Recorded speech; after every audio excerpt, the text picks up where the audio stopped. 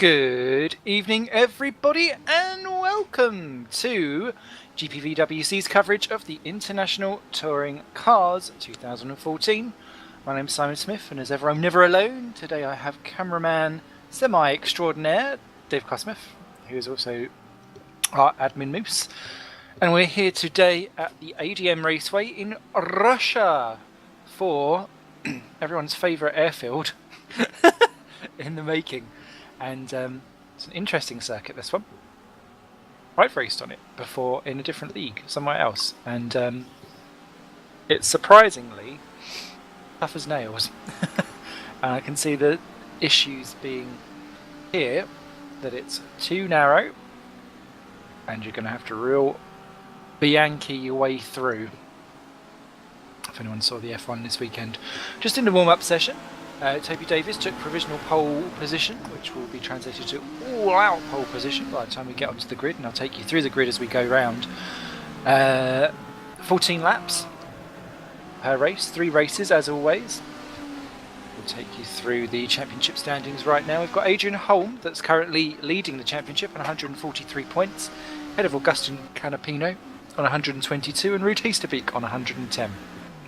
An equal fourth is Toby Davis and Jesper Tolberg on 82, ahead of Eric Strane, Sven de Vries, Robert Weisenmuller, and Chris Hack and Martin Palm rounding out your top 10.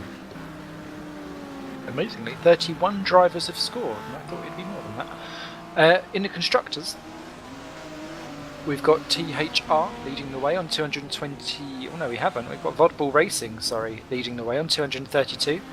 Ahead of THR on 225, and then Aurora Motorsports on 113. So those two teams up top really pulling away. Then it's Mazurek on 99, Enterprise GP on 97, Araya Stream on 78, YTF1 on 67, ahead of CSG, Torrent Motorsports, and Bastvik, rounding out your top 10. 16 of our teams, 20 teams that are out there, have scored so far. PWR on 8 points. Some teams still yet to get themselves off the starting blocks. Even a chance of rain today. Who would have thought that one? So, you're more than welcome to send us a wonderful hashtag on the old Twittery route, on the hashtag GPVWC. I can be kept up to date with exactly what you are all chatting about. I do love a tweet.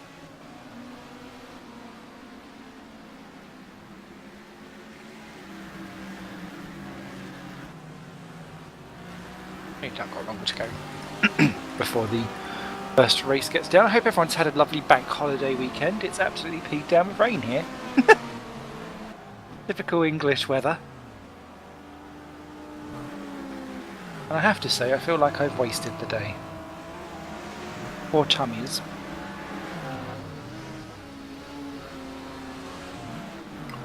Feel all floppy and horrible. So in order to get over that, I just decided to eat lots and hope for the best. So this could all go horribly wrong, but I'm sure I'll make it through the broadcast in the meantime. Things to watch out for: the tyre barriers on the insides of some of the chicanes. The curbs themselves actually do launch you quite high off the ground, and you need to attack them to get the best out of the lap. But there's a very fine line between attacking and launching yourself. There's also a couple of long left-handers, or well, it's one especially that I'm thinking of, where it's quite fast and you will go flying out onto the gravel on the outside if you don't quite take it to plan.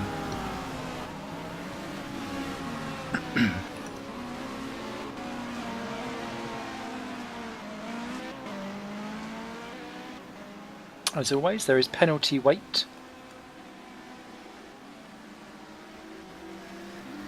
Be applied just before they go on to the actual race itself. Best of luck to everybody. Or you'll all be rocking it. And if not, you'll be rocking the barriers.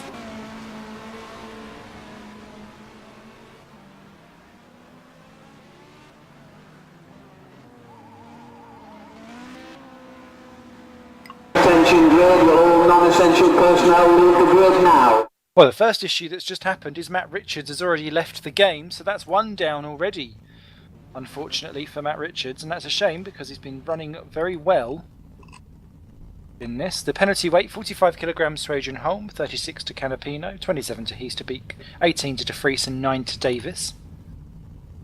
Of course, it's always given to the people on the top of the standings. Jesper Tolberg must be very lucky that he's counted in 6th position over all of that, because he gets away with it despite having the same points as Davis. Davis has more wins than Tolberg does. Formation lap then, it's Toby Davis that leads this round for THR, ahead of Ruud Heasterbeek for Vodball Racing. Then we start off a little bit of a 2x2 affair. The Uriah Streams Motorsports of Beisenmuller and Butcher. Good to see Chris Butcher back in the sport. Eric Strane and Gary Lennon for Missouri are 5 and 6. Adrian Holm down in 7th. Then James Kirk in 8th for Triple 20 ahead of his teammate Bart de Vos. Then Sven de Vries for Enterprise is in 10th. Matt Williams is in 11th for TSA. Then CSG's Lewis Redshaw 12. Jesper Tolberg 13 for Aurora. GWR's Jason Muscat in 14th. Good to see Jason out there again. Mikhail Tumala 15th for Enterprise ahead of Tom Jacobs 16th for the TSA team. Hope you're enjoying your Codemasters job that you've just recently got. Martin Palm 17th for Torrent ahead of Ben Hackerson 18th for YTF1. Rasmus Sarlo back again for Bastwick in 19th ahead of the Playseats of Philip Morby and Nico Schweinzer. Schweinzer, sorry, in 21st, and Tom Parker 22nd. Menno Klont 23rd for Walters.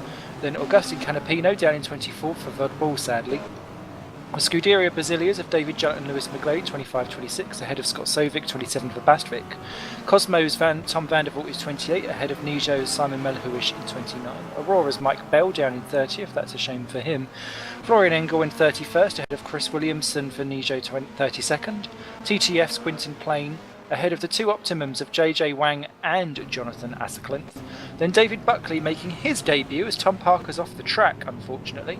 He needs to get himself back on again, but David Buckley makes his debut in 36th ahead of Jordan Weeks 37.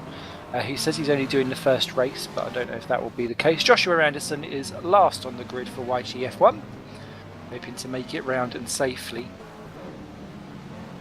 Making their way round his tight, twisty circuit.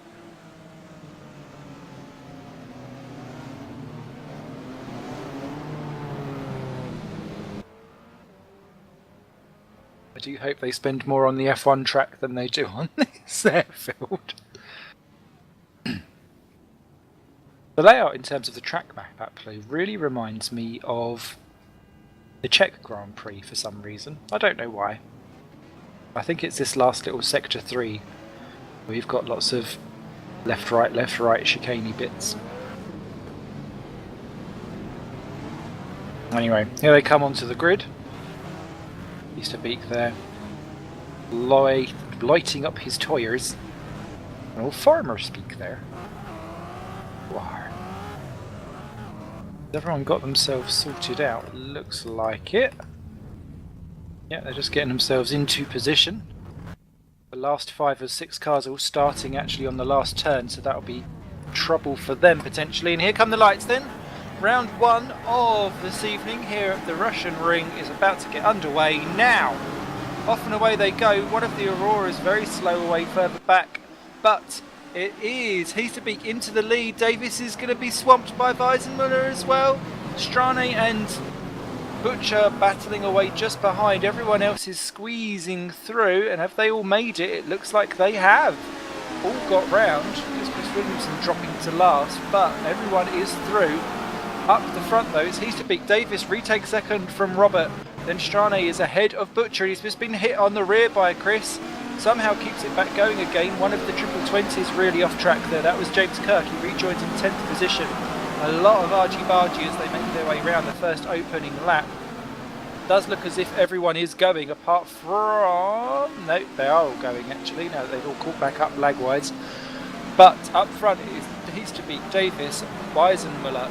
And that's Davis going for the lead, is he? Goes late on the brake into the very tight left-hander hairpin. He's leaning on Heasterbeek, who gets a good exit out from the inside. Lots of carnage bits going on. I can see someone's completely round. It's Bart de Vos, who's been spun round in the triple 20. That's a real shame for him. He was in the top 10. But it is Heasterbeek that leads the way then from Davis and Weisenmuller, Strane, Butcher, Holm to 6th ahead of Redshaw, Kirk, Tolberg, Palm up to 10, then Samara. Gary Lennon's just absolutely careered off into Tom Jacobs, and that's dropped him down to 15th position. Salo's gone right up. Bart de Vos off the track again, rejoined in 20th. And it looks as though we've lost Nico Schweinzer, who is stuck on the actual grid still at the end of lap 1. He needs to get himself sorted out, and Ben Hackerson is really limping through as the field comes around to start lap 2. Hope that Nico stays off track. Martin Palm has a go at Jesper Tolberg for 9 and 10, but it doesn't quite work out. Tolberg keeps the outside line and stays there. Gary Lennon retakes Tom Jacobs for 14th and 15th. JJ Wang up to 18th position. I don't think he's ever been so high as Simon Melowish takes him for that position, and the midfield there really are battling away. Is that someone round? It's Mike Bell facing the wrong way in 36th position. He was punted round by, I think, Sven de Vries, who's trying to recover himself in the Enterprise after a first lap drama. But everyone now pretty much settling into a line astern rhythm, although Scott Sovic just gets pushed off wide by Jordan Weeks. Everyone clearly is taking the Bianchi route as Hackerson's into the pits, and deciding that actually a little bit of four-wheel banging is quite alright. Thankfully this is tin tops and not open wheels, otherwise I think we'd have half the field eliminated already. They are sorting themselves out quite nicely. Bart de Vos goes up into 19th position. Augustin Canapino though 17th, so he's got something to make up before he can start getting in the points, and that's me thinking championship wise exactly what's going on as Heasterbeek leads the way still. He's third, 12 points behind his teammate. Oddball racing duo. Completely different lines into those final couple of corners as they come out to start lap 3. Already the tiniest bit of a gap over Robert. Nico Schweinzer has got back going again, and they're going to lap him very soon because he's limping round. But yes, the top 10 or so have kind of all filtered themselves out into a nice little run. Davis and Heasterbeek really the closest of the two. Further back, it is still all go. Rasmus Salo about to be defending in 14th from Tom Jacobs, keeps that position quite nicely. Further back, it looks as if everyone is kind of filtered out. David Jump's dropped down to 36th, so he's been in the wars as well. As Lewis Redshaw in 6th position taps the rear of Chris Butcher for 5th, and actually Redshaw's the one that comes out the worst of it. It's a little bit of a shakeroo on, and that's let him be caught back up again by James Kirk, who's got Tolberg, Palm and Sumala behind him, as that's Jason Muscat being nearly punted round by Gary Lennon in 12th and 13th. Does well to keep that going, as Tom Vandervoort in 21st goes up on the curbs trying to get round JJ Wang. He closed the door. Lewis McGlade gets round Menno Klont for 23rd, just in the background of that, as does Sovic retaking Morby for 26th. All kicking off. Front end of the field though, not looking too bad. Schweinzer into the pits from last, and that looked like someone well out of control. It was Tom Vandervoort, and he's dropped behind JJ Wang, and that looks like Jordan Weeks is about to go through for 21st position. He is. Vandervoort on the grass again. Through goes McGlade, through goes Klont. Oh no! Crashes for Klontz, and Vandervoort keeps it. Klont amazingly keeps in the right direction. I didn't think he would. And he's just got to deal with his teammate Florian Engel, who's come up the field a few positions. Everyone currently running. Heasterbeek just half a second ahead of Toby Davis. They go through. Davis seems to be the faster potentially. We just can't quite seem to find the way through.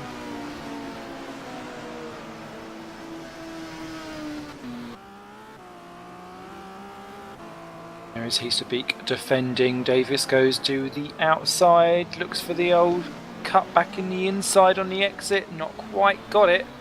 Weisenmuller and Strani having the same issue, and there was more problems. It's Tumala off, the rejoining 11th and 12th positions, and that was contact with someone. Let me just take a wee look at my replay. Oh, dearie me, completely missed the braking. Had to dive through a couple of people.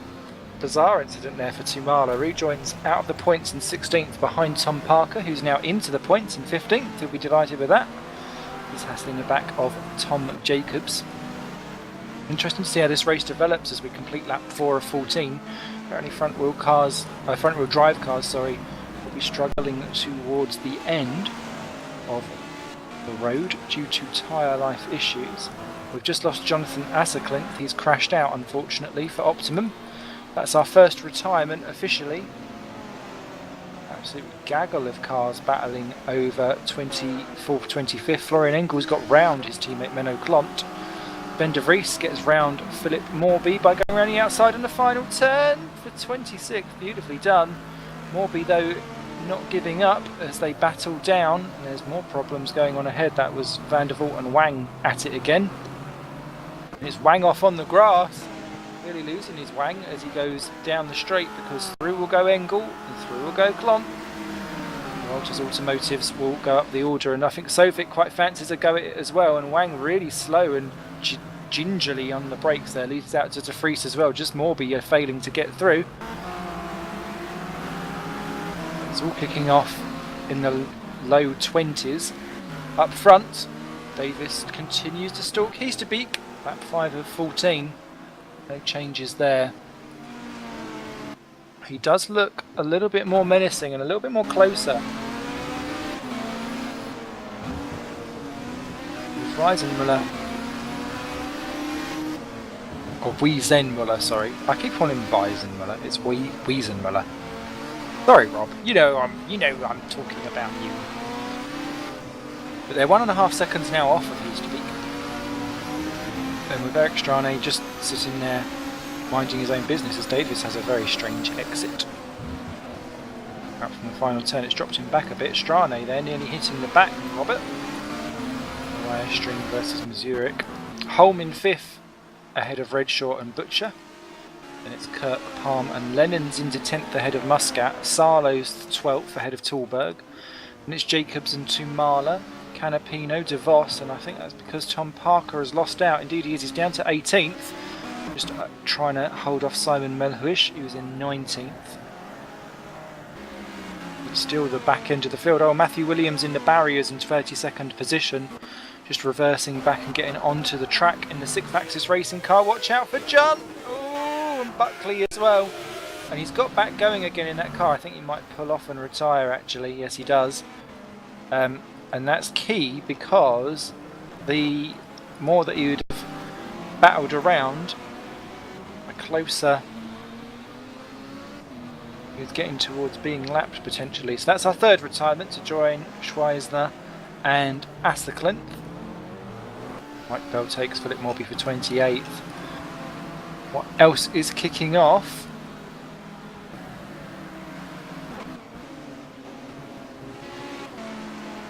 Ooh, Lewis Redshaw gets it all a bit wrong in 6th position.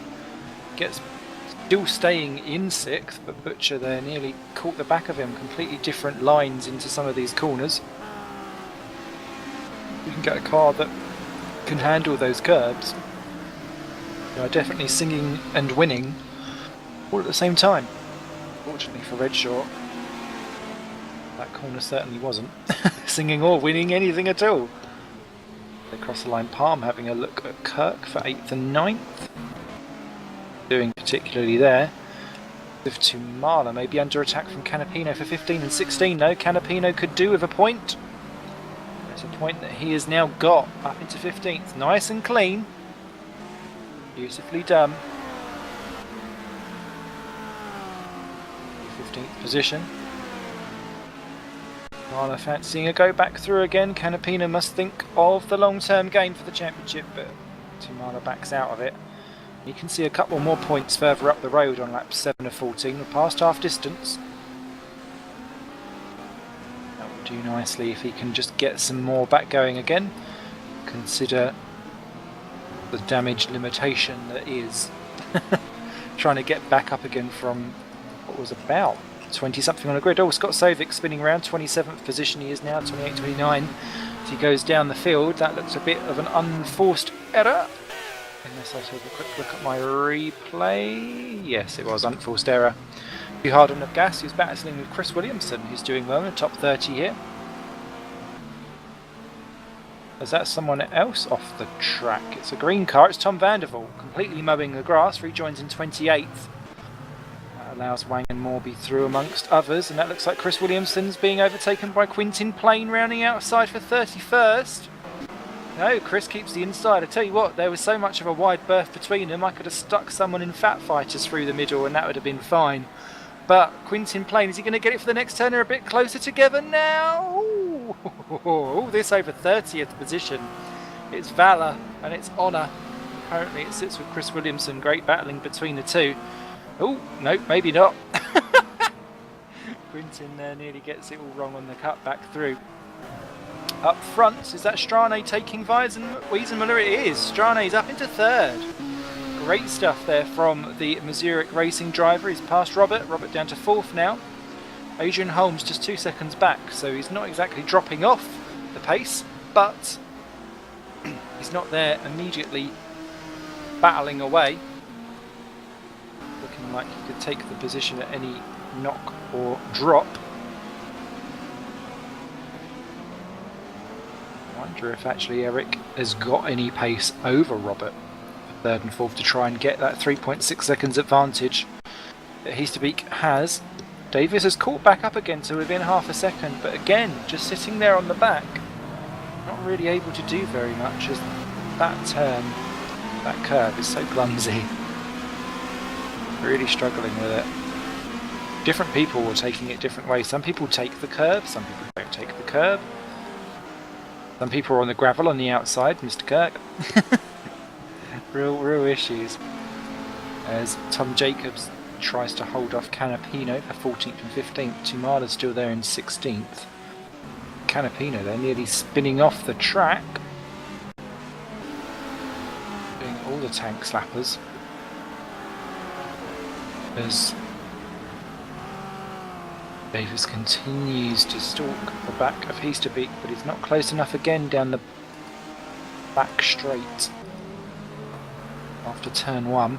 As Jacobs retakes Canapino for 14th and 15th. Canapino had got through. Jacobs has got back past, but I think Canapino is playing the long game and will go for the slipstream and then have a go down at the end of the straight for 14th position.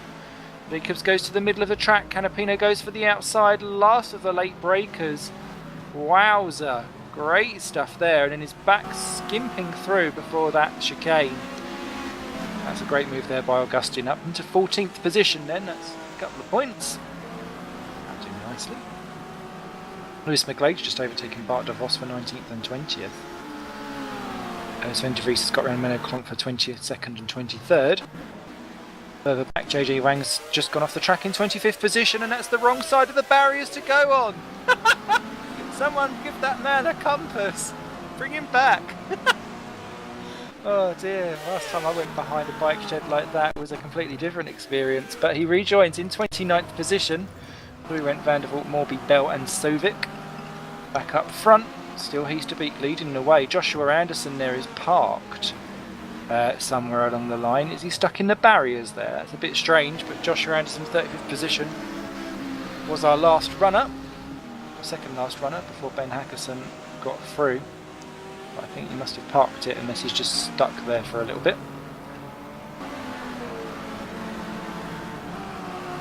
Streams through is that battle for third. Wiesenmuller's off the track, fourth position. He's just rejoining just behind Holm.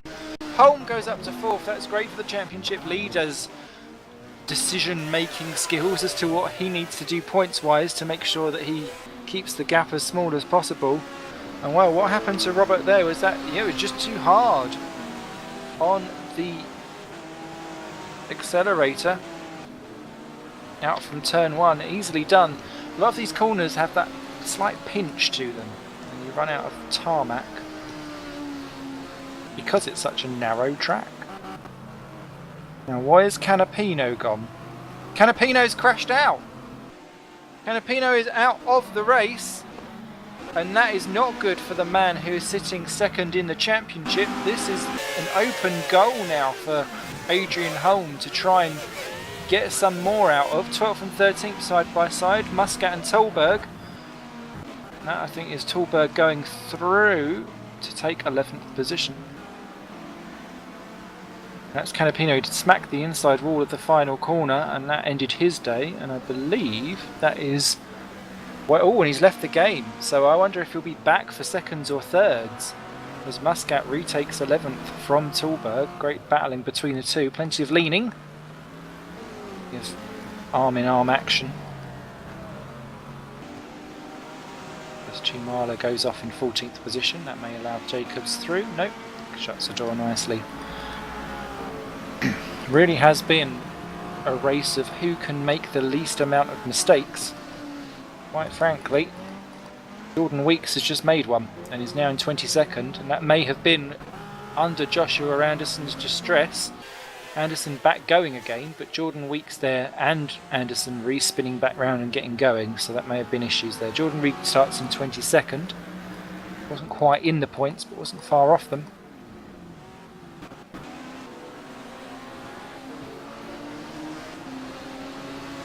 Lap 11 of 14 then.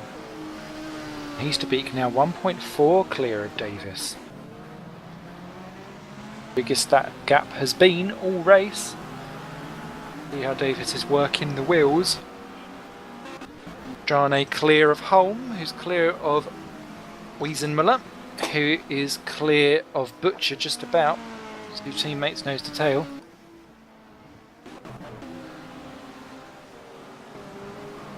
Fancy black cars.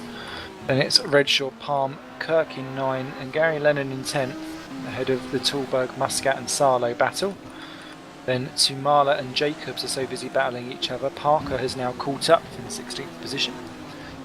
Then there's a big gap back of 10 seconds to 17th onwards, which is being led by Lewis McGlade, ahead of De Vos, De Vries, Klont, Melhuish, then Weeks, Engel, De Voort, Morby and Bell. Then Wang and Plain are battling over 27 and 28 side by side. Wang goes for the inside. Is he going to outbrake himself? Nope, keeps the position. Plain stays on the outside. Jumped Williamson and Buckley. So Vic and Hackerson are your last ones. Hackerson the only lapped car so far.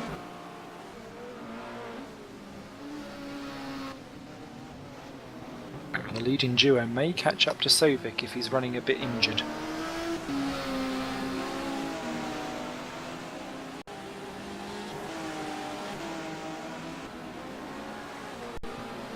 Spreading out relatively nicely actually. It's the battle between the Mariah Stream cars that's the highest battle that's going on, and I don't think Robert will appreciate that. Where are they actually in the standings themselves? Robert Weisenmuller is in 8th position, nearly being hit there by Butcher. And Butchie, I've got a funny feeling this is his first run of the year, so he's actually not scored. Thinking of the team game, Mariah Stream, but would do well to think of Robert's championship aspirations too.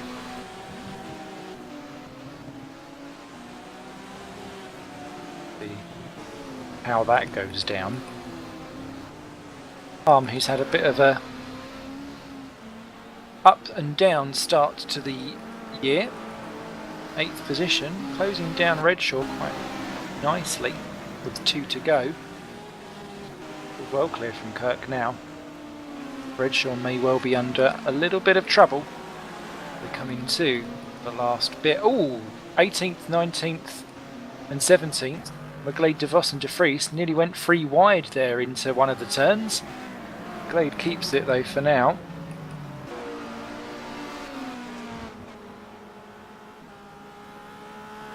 My goodness me.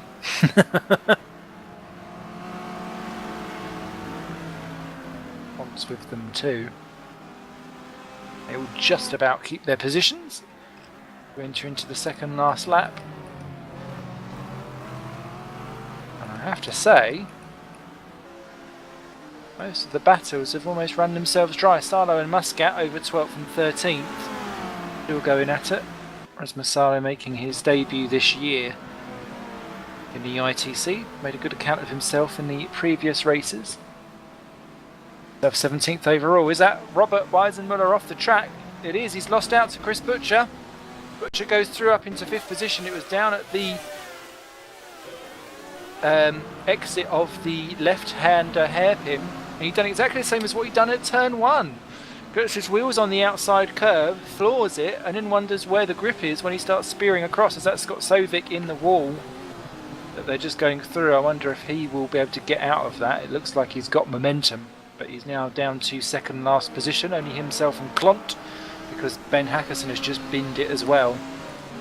And he's out of the race, he has retired.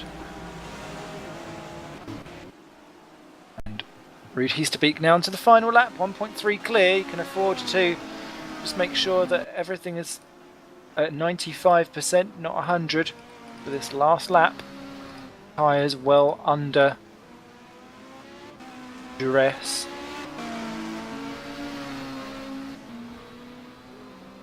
We can bring that car home. Butcher staying ahead of Robert Weisenmuller. I will call it Weisenmuller. Oh, Redshaw's gone round! Redshaw's gone round in 7th position, under pressure out of the exit from that tricky chicane. Through goes Palm. Is that Kirk through as well? Yes, James Kirk goes up into 8th position. Redshaw goes down to 9. Lennon and Tulberg are too far back to go through. That's a shame there for him. Ruud Heasterbeek, though, coming round into the last few corners.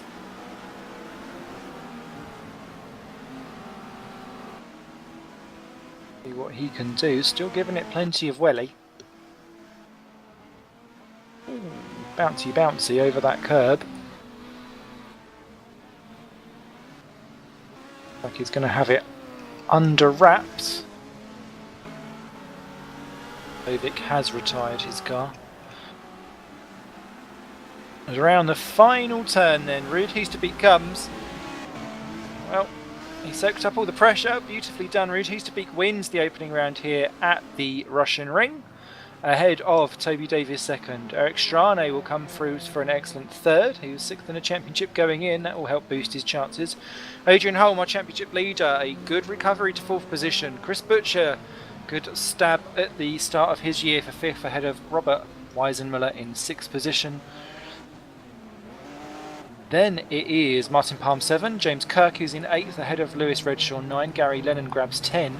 Then Jesper Tulberg 11, Jason Muscat 12, Rasmus Salo 13, Mikhail Tumala grabs 14th, ahead of Tom Jacobs, and then Tom Parker down in 16th, just missing out on a point by half a second. Bart de Vos wins that absolutely ginormous battle for 17th, and by quite a way, so something happened on that last lap.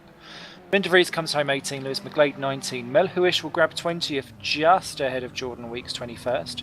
And Tom Vandervoort will grab 22nd, just ahead of Mike Bell 23rd. Florian Engel, good recovery to 24th. Then Philip Morby 25. David Junt, after issues on the opening bit of the race, will come home 26th.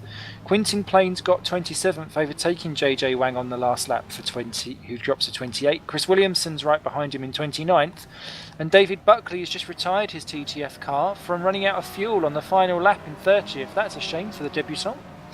One lap down, and the only lapped finisher, Menno Klont for Walters Automotive. In 31st, your other retirements were Scott Sovic, Ben Hackerson, Augustin Canapino, Matt Richards.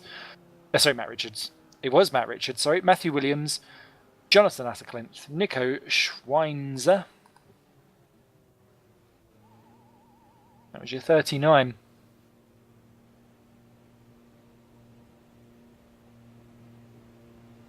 And just to say about the inside tyres, the other person that I know definitely met his end there was Jonathan Asserclint, who just messaged me to say that the inside of the last turn, those tyres are deadly because he nudged them and just killed his engine straight away. Attention grid, will all non-essential personnel leave the grid People now. warned of that in race 1. See how they survive in race 2.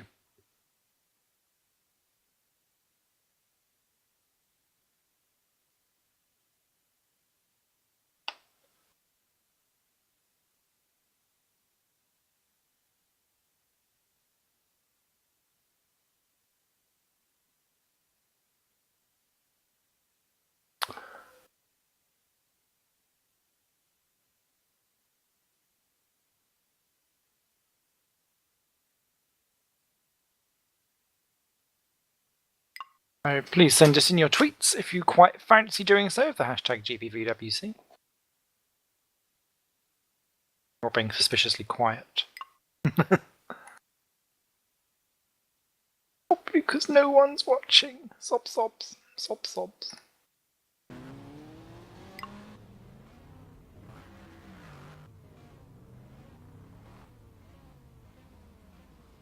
Now, for a very interesting twist,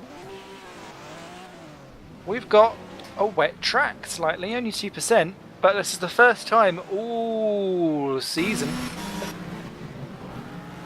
that there has been any wet on this track at all. And immediately, actually, it's very interesting. Normally, warm-up doesn't see many people popping out, but there's been a flurry of cars running in and about. And apparently, Menno Klomp, for some reason, his game in the last race decided to not count one of his laps. So I'm assuming that he must have had a weird spin in that run up to or coming away from that left hairpin, because if you cross over a slight beam of that, discount your lap. So we'll sure get that sorted at some point. But yes, I'd quite like to see a bit of a soggy biscuit race out here. Oh, weatherman! Come on, Russian Wing. We get our weather from actual satellite data, which is rather fabberoo. And Ben Hackerson's pedal disconnected, which is why he crashed. Everyone in the wars.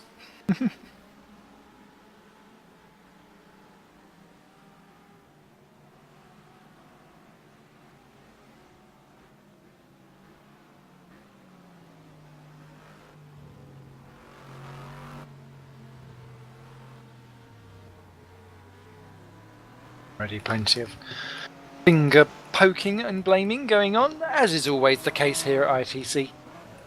Lots of cuddles. Ah! Big cuddles going out to Ben Willis for our first tweet of the evening. Thank you very much. I look forward to seeing you in FC next week as well. Good fun. And Oscari. You, for whoever you are, for watching. Babaroo. At least I got 2 people on there. Yay! Yes, most people out, just testing out exactly what it's like to be only on 2% wet.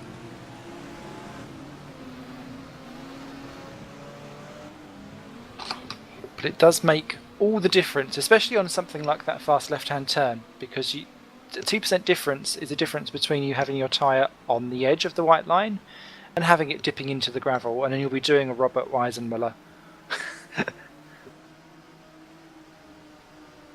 Never good fun.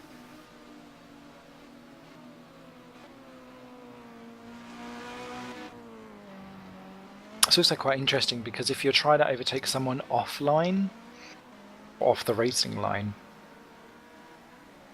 that kind of makes you think, right, where is the braking now? We're coming up to nearly the halfway point in this season already. After this, in 2 weeks' time, we're off to Austria for Salzburg Ring. Then we're at Rockingham for the British round. German round will be at Norris Ring. Yay! Then we're at Autodrome Most, which is what I think this track map resembles slightly. The Czech round. Monza for Italy. Then Laguna Seca for the USA. Japan is at Autopolis. And we'll be at Interlagos for the Brazilian round to finish that one off. Amazingly, in October. Yeah, 1/3 done.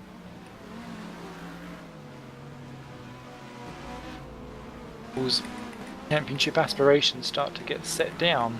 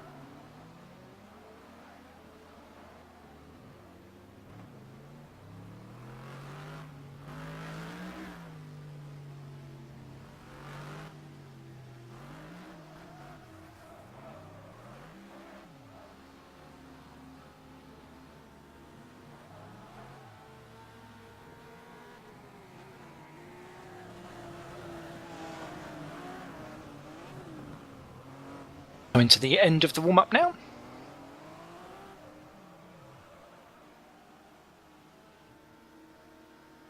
Attention grid, will all non-essential personnel leave the grid now?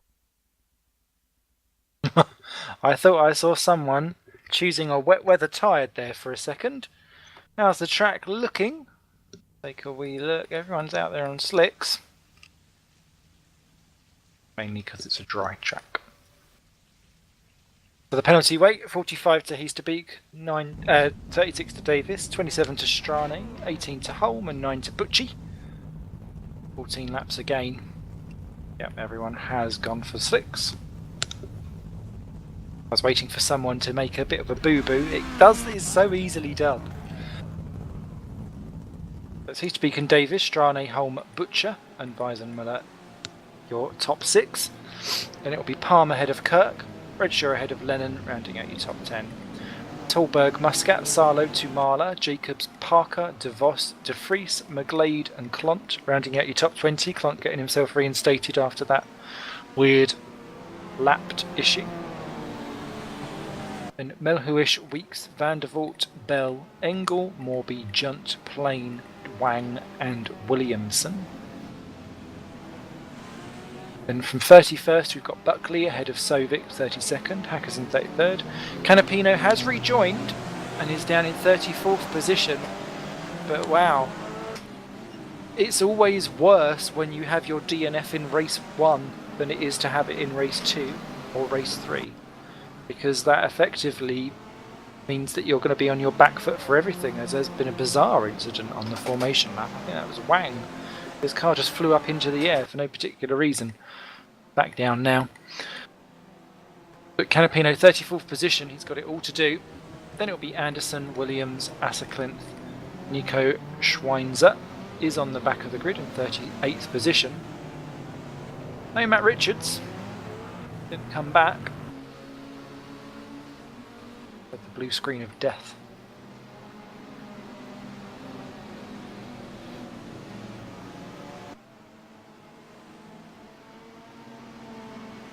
My stomach has had for the last week.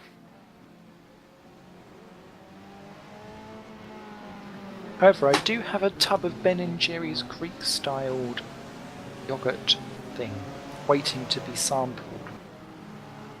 I think I should. Aeroman extraordinaire Mr. Carl Smith saying that he's disappointed. Not entirely sure why. I'm assuming it's because it's not already been sampled. The normal ones are nice. The normal ones are nice, but yeah, you know what? Yeah, Eric Strane has gone into the pit lane. What's going on with that? I haven't got the Ben & Jerry's in the pit lane, Eric. Come back. And you told me you only liked cookies. And he's parked it. What's he done? I wonder if he's up. I wonder if he's loaded the wrong setup. There he goes, drawing back out again now, but my goodness me, I think he must have run. That normally happens when people have loaded a wrong setup. What an absolute terrible shame there for Eric Strane, and he will be feeling the Strane at the end of this, I think, as the rest of the grid slowly lines themselves up on the back. They're all there now. Let's see. Oh no, they're not. It's Chris Williamson's overshot his box. I think he said something else completely wrong. And there is someone else behind Mr. Strane. It is Scott Sovic. So, and as they get ready to get going, the lights are on. Round 2 is about to get going. Now, off and away goes Heasterbeek and Co. as they make their way down. Butcher's off to a fantastic start and will sneak up into second position from 4th. Davis down to 3rd. Weisenmuller gets past Holm for 4 and 5. Palm past Redshaw as well as they're going side by side. Someone's off in the background. It's Bart de Vos again. Oh no, poor Bart. Melhuish off the track as well, as was Clont, as Strane and Sovic get going from the pit lane.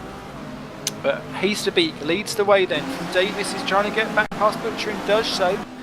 Good stuff there. Butcher now down to 3rd. Weisenmuller into 4th. Then it's Holm, Redshaw, Palm, Tallberg, Lennon and Kirk, as Lennon takes Kirk for 9th position just now. Then it'll be Tumala, Salo, Muscat, Parker and De Vries, who nearly goes off the track as he gets past Jacobs rounding outside the fast corner into the hairpin, and there's plenty of smacking going on. Oh, it's James Kirk who steams up the inside whilst Tallberg was busy hitting Lennon. Lennon then just drives clean into him on the exit. It's very messy down there. Somehow everyone's still got all their bumpers. Not sure how that's happened. Florian Engel's off the track entirely. He's just rejoined in 34th position. That's a shame for Florian, losing about 10 positions in the process. As the field sort themselves out, and there's a 3 wide for Muscat and Co in 12th position. And that was Sven de Vries trying to take him and Salo down into an unlikely place. Didn't work out, and he's dropped back behind the pair. As Parker gets around mate Jacobs for the final points paying position. But up front it is Ruud Heespeak leading the way by 7/10 of a second from Toby Davis. Opel versus THR as you were. Then it's Butcher ahead of Weisenmuller. Then it is Holm, Redshaw, Palm, Lennon, Kirk, Tallberg, and that's Muscat holding off Tumala, and De Vries going around the outside of Salo for 13th and 14th position. Is that going to work? Yes it is, because he's ahead. Beautifully done there by Sven de Vries, third time of asking. Although someone's having a look behind, and that is Tom Parker trying to have a look at, I don't know if that was meant to be having a look at Salo, but it nearly did. They all made it out from the other side. Then it's Jacobs, McGlade, Vandervoort. Oh no, De Vries is lagging out. He's okay, he's still in the same position. Canapino's already up to 21st, that's important for him, who have got a nice clean getaway. Everyone is still running in this race. Oh, Holm nearly loses it into the tight chicane in 5th position. Gets a real sideways slap on, collects it up nicely. Needs to be thinking tyre conservation, I'd have thought, a little bit later on.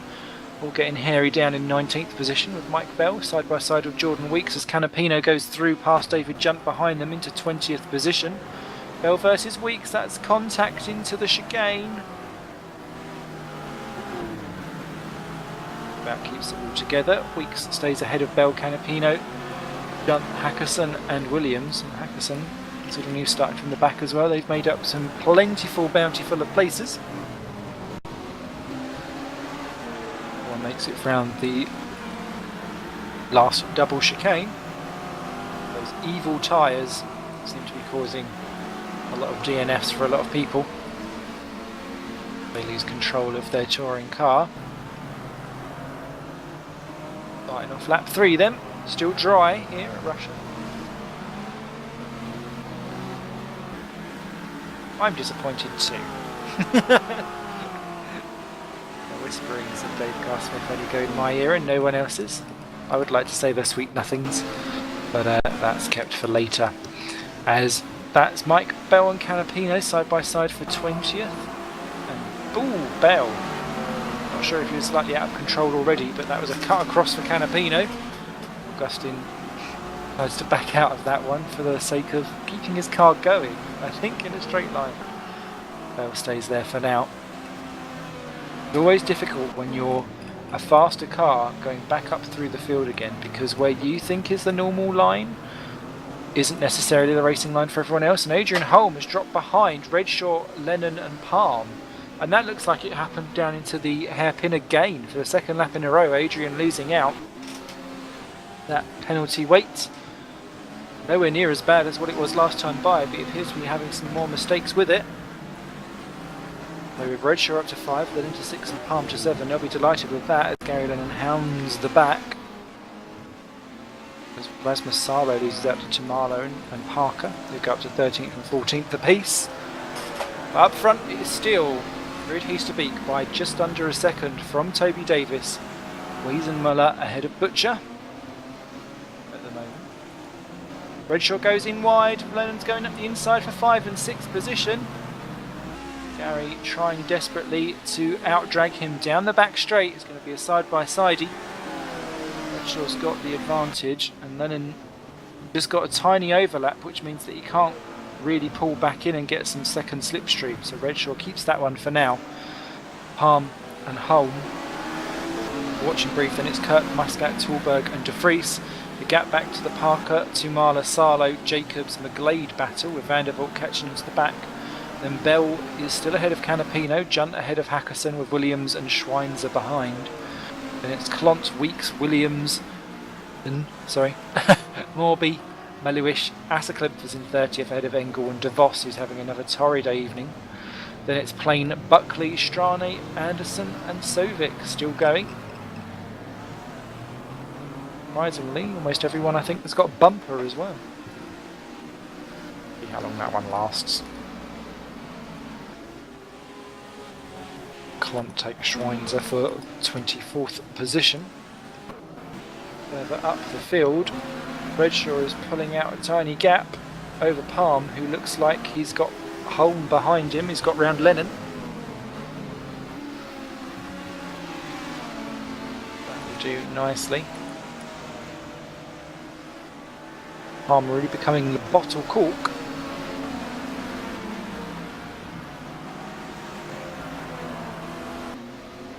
The action on lap 5 of 14 as they go down into turn 1 once again. That's Muscat on Kirk for 9 and 10. Through goes the slinky pussy himself, Mr. Muscat, powering his way into the top 10. Kirk now having to defend from the Cyborg from Talborg down into turn 3. Ooh, no, Kirk's got it. He was busy having a go at Muscat. He didn't care about what's going on behind him, but he needs to as round it goes. Oh no, and he's spun back into the racing line. Oh, just about everyone gets through. Keeps going. Kirk rejoins in 19th position, just behind Mike Bell. And well, I don't think he'll be particularly happy with that one. What that does mean is that Muscat has joined onto the back of the Palm, Holm and Lennon battle. 6, 7, 8, which has now become 9. And that looks like problems for 12th position. Talberg again in the wars, this time with Tumala and Sarlo. And Jacobs, sorry. Sarlo trying to go round the outside to have the inside for the second part of the chicane. But 2 wheels on the grass, never going to give you the optimum grip. And that keeps Talberg ahead for now. Then it's Sarlo, Jacobs, McGlade up into the points. Would love a point. Would Mr. McGlade. Side-to-side hiccups are the in thing.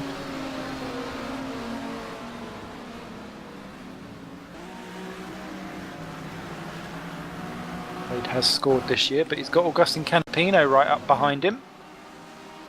That could prove problematical as he's trying to get his championship campaign back into full swing. Down the outside into 1. It may not work, but he'll get a nice tight exit out from it. And down the back straight into 2. McGlade goes defensive. That's his one move. Canapino looks like he's got enough slipstreaming to try and go round the outside to have the inside for the next part, which looks like what Jacobs is trying to do. McGlade loses out in the end there to Canapino. Through up into the points, then goes the everyone's favourite Sweetie.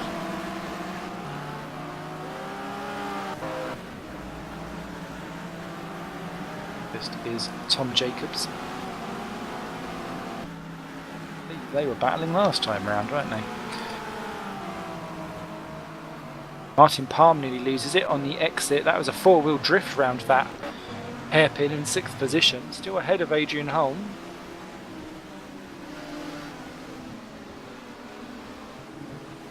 That car looking increasingly errant, I think is the best word to describe that.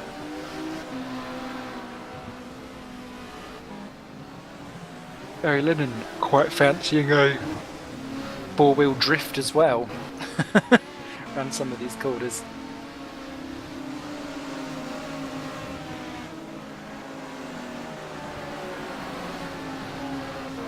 James Kirk has just parked his car.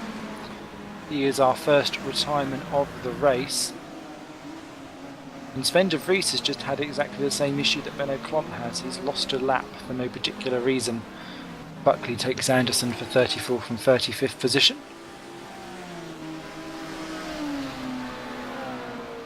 But still, as we're coming up to the half distance part on round 2 of the evening, Heasterbeek leads Davis by 1.3 seconds. Robert Weisenmuller is in 3rd, still being shadowed by Chris Butcher, his teammate. nothing between them as there was pretty much in race 1.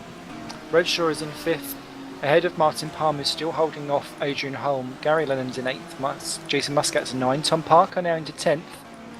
Glenn de Vries in theory would be 11th, I suppose, but we'll see how that one works out, and that'll be problematical for him, because if he does overtake Tom Parker, as he looks like he's about to do, he'll get blue flags.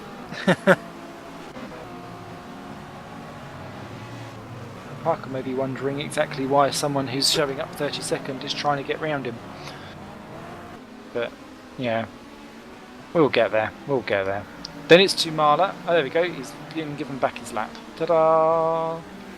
There's de Vries trying to go around the outside again for Parker. He's got the inside for this corner. Parker gives him the room. De Vries goes through. Oh dear. That was a car out of control.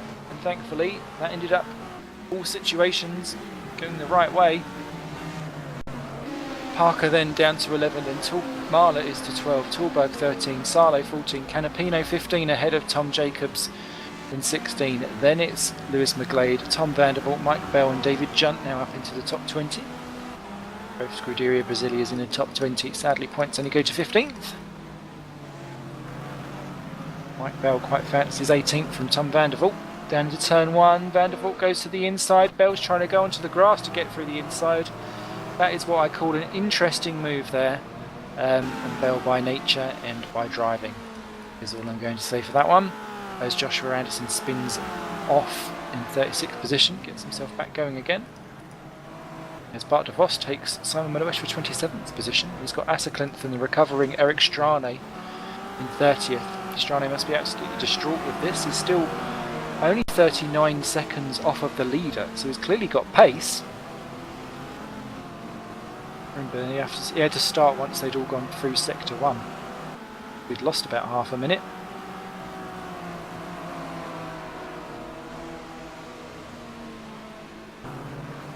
Been a fuel issue or something like that that's caused issues, as Chris Williamson's off the track in 33rd position.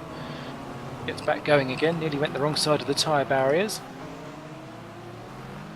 Robert Weisenmuller onto the back of Chris Butcher. Those two have swapped positions, haven't they?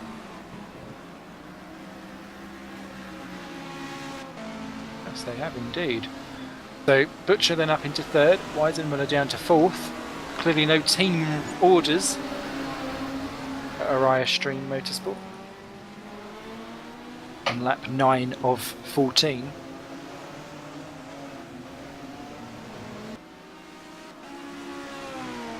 Mr. Beacon Davis up front. 1.1 the gap between them. Davis eating in ever so slightly. Quick nibble like an anorexic. Then it's Butcher ahead of Weisenmuller. Parman Holm as close as always. And they're dropping Gary Lennon now actually, and that may help out Adrian Holm slightly, because then he doesn't have to focus so much on what's going on behind him, he can just look at what's going on ahead. As Canapino goes up to 12th place, he's just passed Jesper Talberg. Down at the end of the straight into turn 2.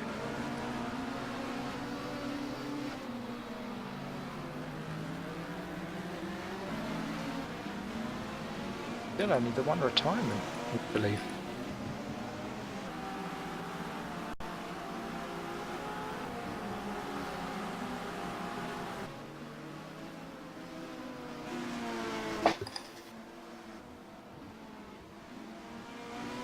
Build sorts itself around.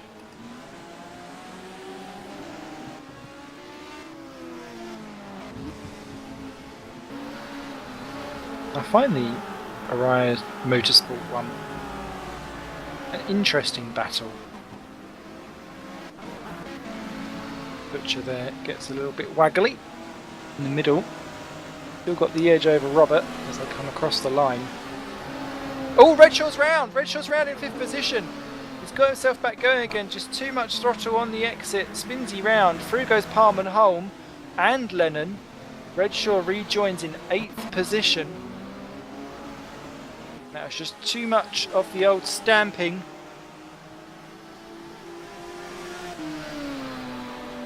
He'll be kicking himself with that one. Perfectionist is Lewis.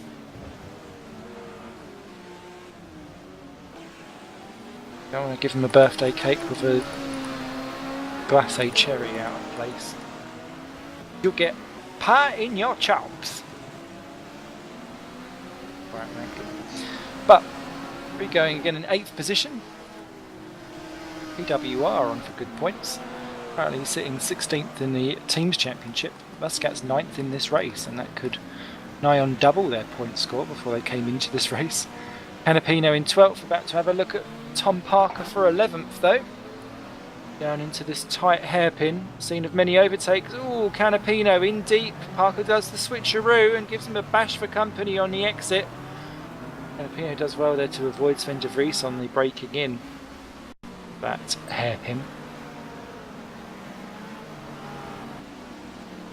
Ooh, Canapino. Whoa, drifting it round. Unsettling the car like a shaky Rosberg. With Parkinson's, I don't think go down too well with the tyres on that car. But on lap 11 of 14, Easterbeek has been closed back in again by Toby Davis. The gap is now 7/10 of a second. That's the closest it's been since about lap 4 or 5. So is it the start of Easterbeek with all that weight starting to wear his tyres down slightly? And with Davis now with 9 kilograms, actually no, he's got the same amount of kilograms as what he had in race 1. No, he's got more, you idiot. Davis eating a dessert in between race 1 and 2, feeling a little bit easier with himself as well. As who's that changing position? Bit of lag sorting itself back out again. Butcher still ahead of Weisenmuller. And actually the gap between those is now a second, so Butcher looks like he's broken Robert for the time being. They're all about the team as opposed to the driver. So.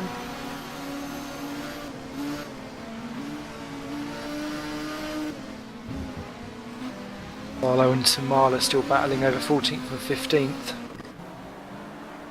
Tom Jacobs looks goggly-eyed, hoping that he can get through as Jordan Weeks spins in 20th.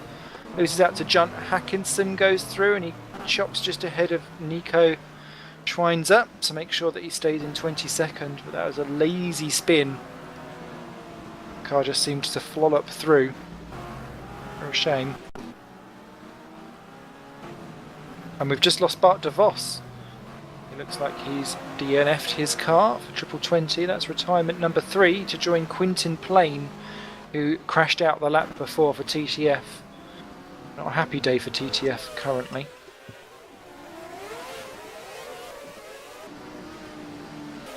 On lap 12 of 14. That looks like Canapino's having a go at Tom Parker. Up into 11th he goes. And before the braking zone for turn 2. Such was the overlap that he got out of 1. And that continues to help Augustin. Stop this evening being a results full of the word disgusting. And the leaders are now up to lapped traffic. They've got JJ Wang to deal with. Easterbeek and Davis immediately. The gap was 1.2 seconds, already down to 1 second. And they're now going through some of these chicanes which are awkward to get out of the way. JJ needs to find the right point of the road to do so without trying to hold these guys up much more than what they are. He's put 2 wheels on the grass. He gets out of the way for Rude. And for Davis just about. So difficult round those last couple of curves. But he does not too badly. Could really be the only one that they'll get to, because Sovic and Williamson are battling for 31st and 32nd. They're actually a fair bit away, as David Buckley's spun off in 34th position. Just letting through all the lapped traffic, being far too generous actually. He'll need to learn that for next time round, because he was vaguely close to Wang and now he's not.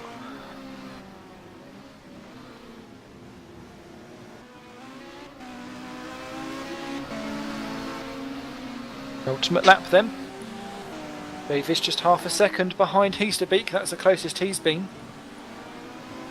Is he hoping he can strike whilst the tyres are all buggered? We'll soon find out. They come down to the tight left hairpin. Davis locks up his wheels. Looked like he'd almost half mistaked it as he just kind of flicked the car out. But it actually looked like it's benefited him, strangely. Muscat, De Vries and Canapino, 9, 10, 11. Canapino's locked his brakes, nearly collects the pair of them. They all come out the same way they went in, but that was probably out of more luck than judgment, to be fair. So Muscat keeps his 9th, De Vries 10 and Canapino 11 for now. Back up front, what's Davis doing on Heasterbeek? Butcher still well clear of Weisenmuller, Palm and Holm and Lennon and Redshaw. Be a top 8. They're all kind of nicely spaced with a second between each other.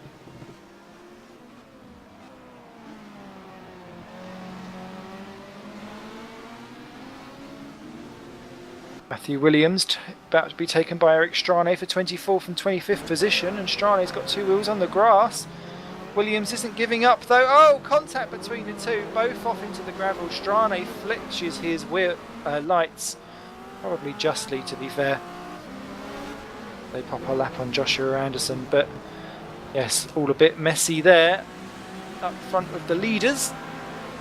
Still he's to be clear from Davis. And that's all looking okay. Canapino's just done Sven De Vries for 10th position down at turn 2. That helps him out.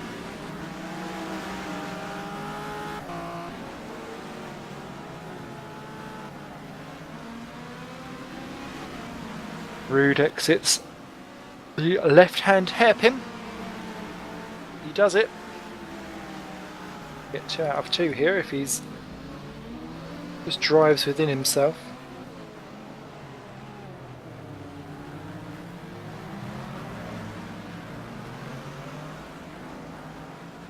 Going to get a 35 car finish as well, which is quite something for us in the ITC world. With the last couple of corners then, Ruud Heasterbeek again has soaked up the pressure, and just when Davis gets close enough, Ruud has enough in it to just pull out that extra couple of attempts and keep it. Ruud Heasterbeek makes it 2 out of 2 at the Russian Ring, the ADM Raceway, and gets it for Vodball Racing, ahead of Toby Davis 2nd for THR. Chris Butcher grabs 3rd ahead of teammate Robert Weisenmuller 4th for Oriah Stream. Great point scare day for them so far. Martin Palm 5th for Torrent, that helps him out. Adrian Holmes 6th for THR, that really does help him out as well. In a way. 7th for Gary Lennon Mazurek, 8th Lewis Redshaw CSG, Jason Muscat 9th for TWR, they'll be pleased with that. Canapino grabs 10th to try and limit some of the damage that today is happening for him. Ben De Vries, Tom Parker, Jesper Tallberg, Rasmus Salo and Tom Jacobs grabbed the final point at the very last dying lap from Mikhail Tumala. The TSA drivers grab points. Then it is Lewis McGlade 17th ahead of Tom Vandervoort 18, Mike Bell 19, Jordan Weeks 20th for Torrent. Then it's Menno Klont, Ben Hackerson, Nico Schweinzer, Matthew Williams, Philip Morby. Eric Strane ended up 26th in the end. Not a great day for him after having to start from pit lane. David Junt 27, Jonathan Attercliffe 28, Simon Melhuish 29, Florian Engels is going to be 30th. And then just the final battle to get round, Scott Sovic is just about going to beat home Chris Williamson for 31st and 32nd as they come out the final corner. 1 lap down was JJ Wang and David Buckley, who again brings it home there, this time with enough fuel. Joshua Anderson does finish 3 laps down. He's just still making his way round actually now, just got to get himself through and home. Then our retirements were Bart de Vos, Quinton Plain and James Kirk. De Vos, I'm not sure if he actually crashed or disconnected, but the other 2 were crash damage, and Joshua Anderson's just parked his car showing as 2 laps down and now is DNF'd, so unfortunate there for Josh.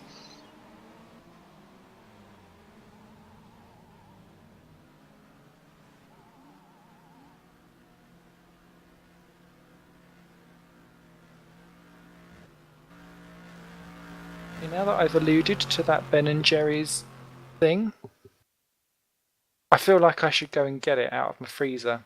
Should we have a live tasting session? Let's do it. Okay, we'll just be loading up. I'll grab it from the freezer. It'll be 2 seconds.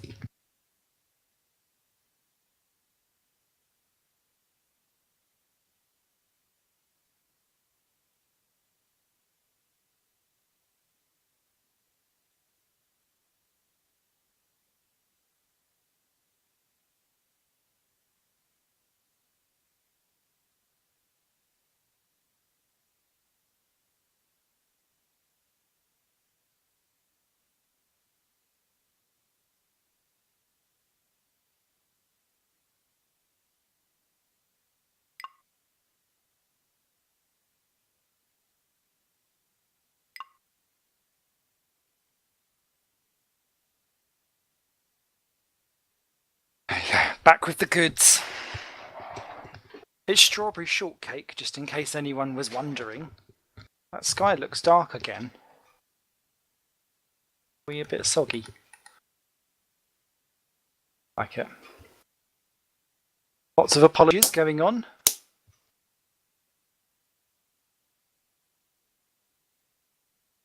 And it's going to be the magic number for the reverse grid for race 3 will be number 18, which puts Tom Vandervoort in pole position for Cosmo. And Cosmo have yet to score this season. Could this see Cosmo Motorsports breaking their duct? One of their drivers is Joshua Anderson, which probably explains half the reason why they've not scored. Indeed, the team boss is in capital letters, saying excitement, and Tom Vandervoort says this is the best thing since sliced bread. A very popular poll. Right, the pole position I'd like from Tom myself, but can't have it all. I can't get in the bloody pot. I just want some frozen photos. There we go. I'm in. Oh. You can take the fat out of a man, but you can't take the man out of fat. Let that be a lesson to everyone who's had liposuction. Okay. So, having never really eaten Greek yogurt, I'm not entirely sure if I'll be able to notice a difference.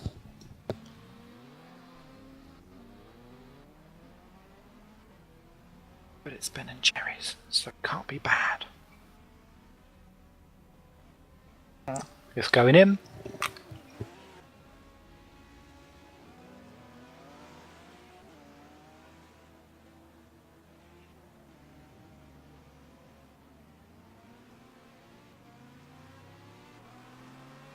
Milky. Go again.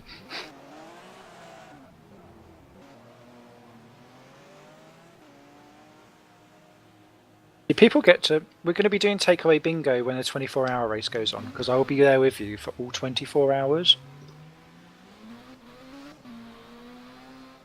Whether you like it or not.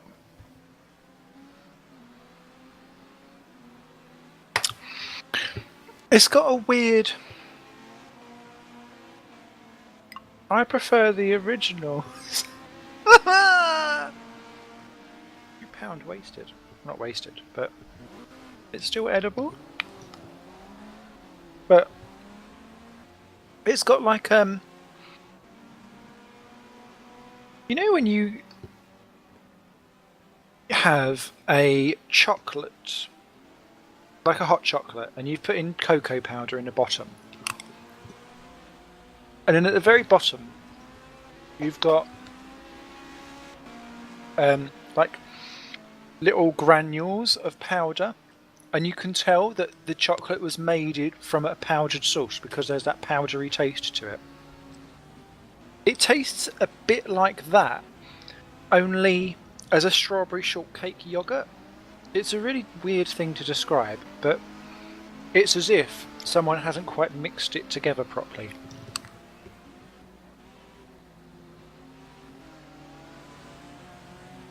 But the shortcake bits are nice. Anyway. I do love it when people do special editions of stuff. The Dairy Milk special edition with the banana and the chocolate stuff in is gorgeous. Not quite as good as the popping candy one. That is still, I think, my all-time favourite piece of chocolate ever. But yeah, I would say probably best stick with the originals. Or even the original frozen yogurts, to be fair. I've had those ones and they taste nicer than this.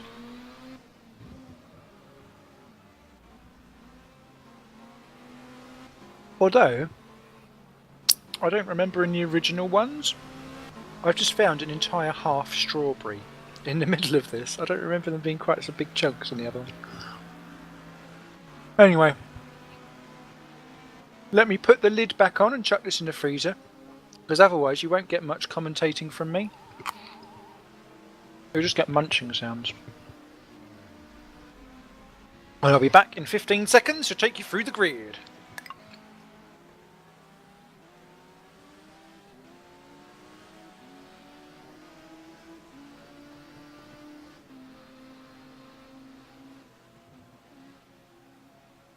Attention grid, will all non-essential personnel leave the grid now?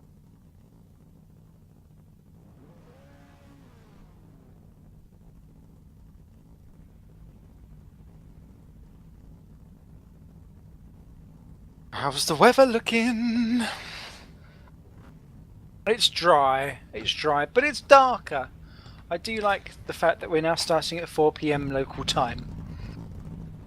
Which, to be fair, in Russia, in some parts of the year, you would need pure fog lights on. Oh, it's cloudy, there is hope. We're going around on the reverse grid formation lap for round 3, let's take you through it. Thomas van der Voort is on pole position for Cosmo Autosport. Can they finally break their duck?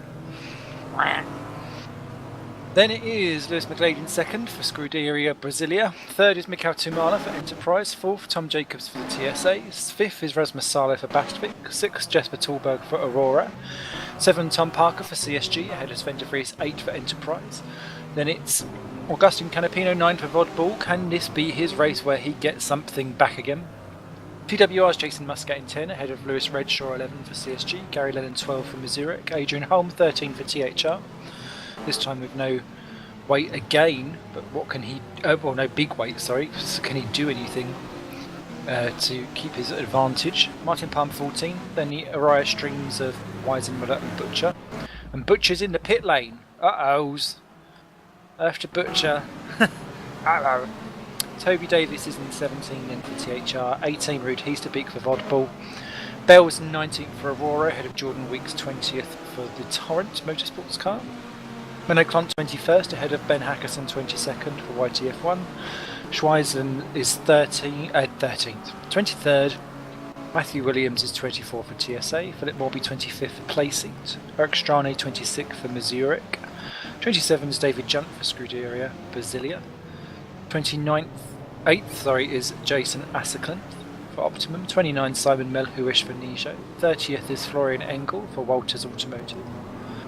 31st is Scott Sovic for Bastvik. 32nd, Nijo's Chris Williamson. 33rd, JJ Wang for Optimum. We have David Buckley for TTF. Taking over from where Tyrone Frith isn't about. Joshua Anderson 35th for YTF1.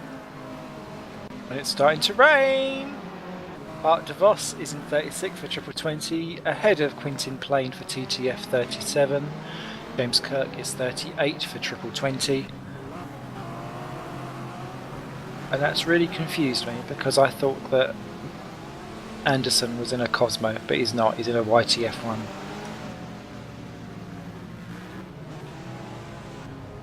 %2 rain. What will this do? It's going up 3%. Is Chris Butcher even coming out from the pits? It doesn't look like it. No, he's not. He's going to be an instant DNF then, because as the lights come on, the final round this evening at the Russian ring for ITC is go, go, go, go! Up goes the rain, down they come to turn one, and it's Vandervoort leading the way from McGlade, who goes up into second. Tumala down to third, then it's Salo and co as they sort themselves out. There's an Aurora facing the wrong way and a Vodball, and it will be Canapino. He's got round, but the other one hasn't. And Rude Heasterbeek drops down to 37th and last. What an absolute stonkingly amazing start there from Tom Vandervoort then to lead the way from Tumala, Salo, McGlade then down to 4, then Jacobs, Parker, De Vries and Tulberg are side by side as it's getting wetter and wetter as the track goes round, and you can see the raindrops are starting to go, 7%, there's 3 wide, 4 wide going on further back, down at about 28th position with Buckley and co. They're managing to make it stick though, which is much better than what some of the front people have done. But the lead is about to change as Anderson goes off the track. Tumala takes the lead from Vandervoort. Vandervoort's onto the inside. Just a little bit of love tapping, a bit naughty there, but it works. McGlade takes third from De Vries. Jacobs is down to 5th. Are they all making it through? Just about. Morby's off the track. But apart from that, and Sovic too. But no, they've all kind of made it round. Butcher is out then, so that's the end of that. Tumala then leads the way from Tom Vandervoort, but he just wants points as De Vries goes steaming through and takes third back from McGlade, bashing him out of the way, and Jacobs is going to follow through. And, he's a bit skinny, so he doesn't want to follow through too much, otherwise there won't be anything left of him. Canapino then up into 6th position. He's looking forward to that. Someone's got their lights on. Clearly they're thinking, oh dear. Everyone's on slick tyres as well, by the way, and the person with the lights on is, I think, Lewis Redshaw actually, in 10th position, just behind teammate Parker and Holm. Holm up to 8th. That's going to help him out as Canapino takes McGlade. He does, up into 5th place. Redshaw takes Davis. Oh, Redshaw's off, or is it Parker? It's Parker's off, and he's in the wall. In the wall, down the order he doth go. And he's out of the race. First crash out retirement on this rainy weather. Florian Engel, Joshua Anderson, Philip Morby all in the pits, as is Rasmus Salo. So real issues going on in this rainy first time that we've had rain here on ITC. We are loving it here in the commentary booth, but they're not loving it out on the track as Adrian Holm is about to have a go at Lewis McGlade and take 7th position, and he does do so. We're up to 13% rain as one of the Brazilians, that was McGlade there, one wheel on the grass, somehow kept it going. Canapino and Tulberg for 5th position, and he's done it. That was much better than a previous effort as Redshaw gets round Muscat for 9th and 10th place. So Muscat now loses out to McGlade as well, who's down to 10th. Muscat to 11, they're really losing out, is the Brasilia car. Someone else off the track there in the background too. Weisenmuller's up to 12th, and it's Strane into 13th. But this is all working out beautifully for him, just ahead of teammate Gary Leonard, and Strane's just about to take Robert Weisenmuller for 12th position. Indeed he does so. Up into 12th he goes, and he'll keep Robert out wide to see if Lennon can force his way through, but he can't. They're now going nose to tail. Tom Jacobs goes into the pits. Is he going for wets? Oh dear, that could be a bit of an early call there for Tom Jacobs, and he is, he's going for wet tyres. That's a big gamble there from Tom Jacobs. He's the only one to do it, apart from, Salo, Morby, Asserclinth and Anderson and Engel have all gone to wet tyres as well. I don't know if they meant to or not, but JJ Wang's now in too. I think there's a few people going for wets. This could be a bit early, it could be perfect timing. Only the roll of the dice will tell. As Tumala leads from Vandervoort, De Vries into 3rd, Canapino now in 4th, then it's Holm, Tulberg, Davis, Redshaw, Muscat, McGlade, Lennon, Weisenmuller, Strane, Bell, Clout are now your runners and riders in the points. Then Nico Schweizer is up into 16th, that'd be great for him. Then Jump, Harm is into 18th, just being overtaken I think by Melhuish. No, he's got him back again. Then it's Weeks, Hackerson, Heasterbeek's back up to 22nd after spinning to 37th and last, and round goes Bart de Vos in 26th position. ran out wide there, unfortunately, as Tom Vandervoort was about to lose second position. Indeed, he does. De Vries gets him on the exit of that tight left-hander hairpin. That means that it's an Enterprise 1-2. Imala and De Vries. Who's going to get the win out of those two if they're going to be left to battle up front? That'll be an interesting one. A team that aren't necessarily battling for wins at all occasions now have a 1-2. Vandervoort will just be delighted to get Cosmo in the points, I think. Would like to keep a podium, I'd imagine, but he's got Canapino closing him down. Holm is round from Tulberg, and that's someone off the track. It's Gary Lennon rejoining in 15th place as Bell and Klont go through. Weisenmuller's into the pits, as is, I'd assume that was, oh, there's loads of people in the pits. So all pile up Palm. Round goes Martin Palm. That's on the exit of the final corner. A few people into the pits there, and it's Martin Palm, and Nico Schweinzer has just retired with an engine failure in the pit lane. So it's all kicking off here at the Russian ring. Still Tumala, De Vries and Vandervoort off in their own little battle. Canapino's 3 seconds further back, and De Vries really hassling Tumala now as they sort themselves out. Mike Bell spins round in 11th position. So onto the wets then. Jacob Sarlo, Tulberg Morby, Asserclint Weisenmuller, Junt Hackerson, Weeks, Plain, Buckley, Wang, Anderson and Engel. So it's really going for it. We're on 23% rain according to the map, as Holm there has a go at Vandervoort, who's down to 4th position. He's lost out to Canapino. Bit of an off there for Tom. And is this now the point of the crossover where it's all gone wrong? And will Tom Jacobs, who was the highest person, and he is still the highest person on the wet tyres, going to do well? Because he's now overtaking people on dries. He's having a go at Martin Palm. It takes 18th position away from him. Klont's next up, and then it's Sarlo, who's also on wet tyres. He pitted at the end of lap 1 for wets. That could be an inspired move from Rasmus Sarlo as well. And there you can see the pure extra grip that Jacobs has got as he goes round Bart de Vos on slicks. And wow, what are the leaders doing? They're going round again. They're staying on the slicks, hoping it will dry out. De Vries is ahead though of Tumala, and that is a change for the lead.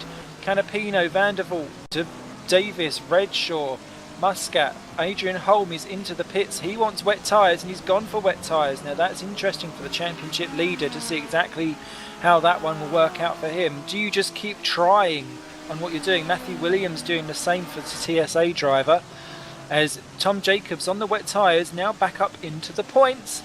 Next up for him, Chris Williamson, who's in the points in the Nijo in 14th position. Go on, my son, you can do it.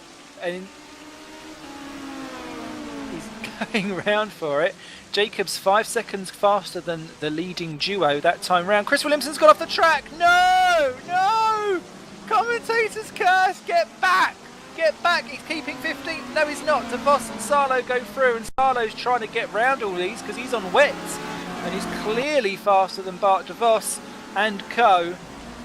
Oh, I'm so sorry there. Oh dear, poor me, but Sven de Vries now a second clear of Mikhail Tumala as they tread round. Canapino's onto the back of Mikhail Tumala. He's already scored 3 seconds clear of Tom Vandervoort. Then it's Toby Davis and Lewis Redshaw, Jason Muscat, Lewis McGlade, Eric Strane, Mike Bell, Gary Lennon, Simon Melhuish is in 12th for Nijo. Both Nijos are in the points there. Then it's Jacobs, James Kirk, who's on slick tyres, is still going, as is Palm on slicks as well. Real late reactions for some of these drivers to come in. They're really hoping that it'll be a lap or two, and then that will be it. Still got 35 drivers in the running, and they're all going round again. I suppose they're committed now because they've lost too much time if they don't just stay on the dry tyres, and they've just got to hope for the living daylights that it works for them. Jacobs up to 13th position. His next target is Simon Melhuish, who is closing in at the rate of knots. He crosses the line, Jacobs this time round. What's the gap between himself and the leaders? It's 22.7 seconds, dropping 1.6 seconds in that last sector alone. 3.4 quicker this time by, so not as speedy, but I think that's because Sven de Vries is out front as opposed from Tumala, and they're not battling each other. Although Tumala is battling Canapino for the battle for second place, as Tom Jacobs takes Melhuish for 12th position. Drops down. Salo's got round Tallberg. Has got round De Vos, but he's dragged Tallberg with him. Adrian Holm is just behind. David Junt goes up past Palm for 21st and 22nd, so there's some real changes going on. As once again the battle for second comes to its conclusion. Canapino round the outside, be favouring coming out of that tight hairpin. Next up for him is Sven de Vries.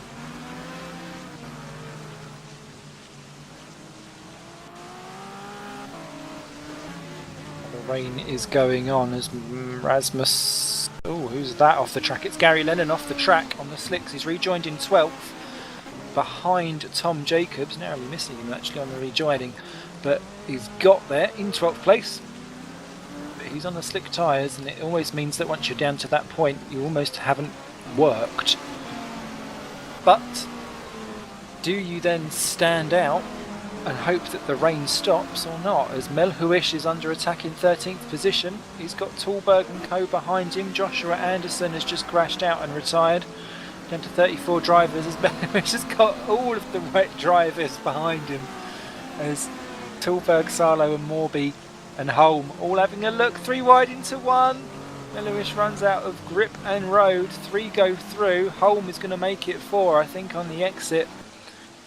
Only 15 drivers score, and currently that 15th place is Philip Morby, but Holm will want that back again. Tom Jacobs now 18.3 off of the leaders. What can he do? So there's a change of position. Eric Strane's got round Jason Muscat for 7th and 8th position. That's what's changing there. And that's Lewis McGlade and Tom Jacobs for 10 and 11. Jacobs is going to do the switch back for the inside and take him.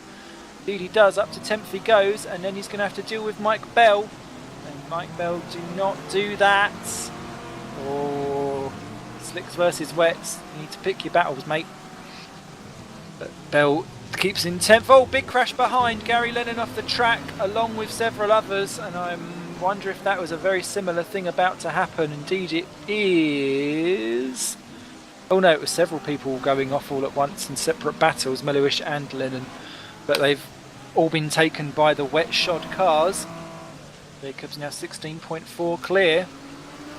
Behind, De Vries. On lap 8 of 14 we're starting, and it's De Vries and Canapino, a second between them. Tumala is now in 4th. Van der Vault's in 4th, behind Tumala in 3rd. get your maths right, Si. But look at Davis. Oh, did he hit the back of Van der Vault there, or did he just jink out in time? I think he jinked it. But Tom Van der Vault, he wants those points as Jacobs takes Muscat for 8th in the back of your screens. Here comes Davis having a look. Tom Van der Vault holds it for now. He desperately wants points for Cosmo. Desperately wants points. But how long can they stay out on those slick tyres? There's still several people that are staying on slicks, like Sovic is in 33rd and he's on slicks. As Tom Jacobs is going to go through Eric Strane for 7th position. Indeed he does. There's another one off, 14.6 the gap now. As who's that off the track? It was Adrian Holm getting past Lewis McGlade for 10 and 11. And was that changes of positions with Davis? No, Davis stays behind Van der Vault. 4, 5 and 6. Mike Bell in 12th as defending from Salo, Morby and Tallberg, the wet trio. Weisenmuller's got round Junt for 16th and 17th. That is both on wets. Weeks is following through. Asserklinth on the wets is in 20th. Could he end up in the points for Optimum? There's some real surprise drives that are going on here that could very well end up looking great for some of the people. Canapino now within a second of Sven de Vries as the battle for the lead intensifies. That will only help Tom Jacobs, who is now up to the back of the 4, 5, 6 scrap, and this is probably going to be the one that will cause the most amount of potential pain for him. Oh, as Mike Bell gets pushed round by Morby slightly in 13th and rejoins in 15th. But look at this, Vandervoort, Davis, Redshaw and Jacobs. Down the back straight they go. Tom Jacobs immediately jinking out. He's going to dive straight through on Redshaw down at the end of this straight. Will he ever go at anyone else? No, he's picking them off slowly one by one. Nice and gently does it.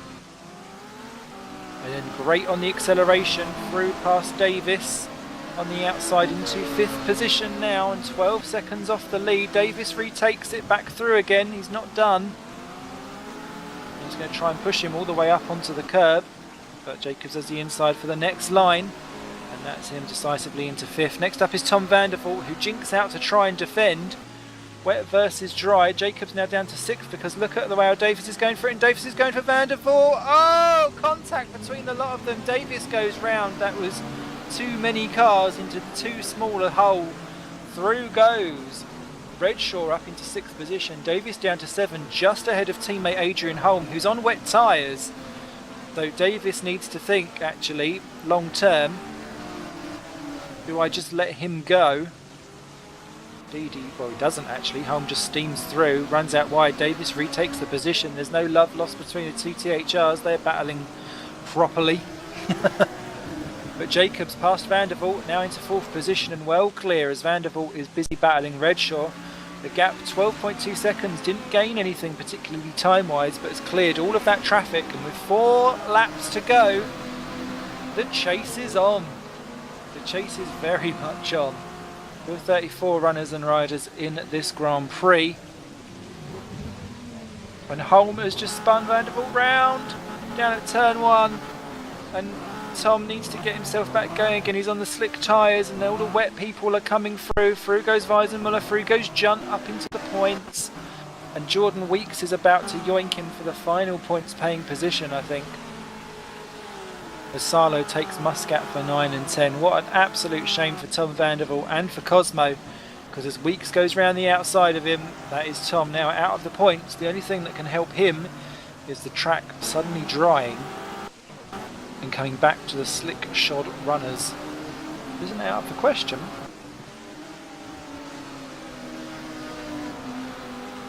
It would be a very interesting affair if it was going to go like that. Down towards the back, David Buckley's just gone completely off the track. 33rd position, trying to take Chris Williamson, who stayed out on the slick tyres and has dropped to the back of the field. De Vries still battling from Canapino. Those two 7 seconds clear from Tumala. Tumala is about to be caught by Tom Jacobs very quickly. It's the front 2 round the final chicane. The other 2 are rounding the chicane behind them. As Davis and Holm smack into each other again for 6th and 7th positions. And Adrian Holm is just saying, look, get out my way. But Davis clings on. He's not thorn in the side there, I think, of Adrian. But through goes Adrian. Oh, and Tallberg's gone round. Tallberg's in the barriers in what was 11th position, now dropping down the field. Spin turns it round, stays in 14th. And is that Jacobs on to Marla? Going down into turn 2, I think it will be. The Salo takes Strane for 8th position. Down at turn 1, Jacobs has Tumala down at turn 2. So up into the podium slot now, and 8.8 back with 3 laps to go. It's going to be tight, but De Vries and Canapino are running nose to tail. I love this way how all the different strategies have all just kind of fanned out into complete and utter clusters. Kept me amused no end as Canapino has a look at De Vries. It's not working out. Pushing them round. I think they know with the rate of which Jacobs is clawing in.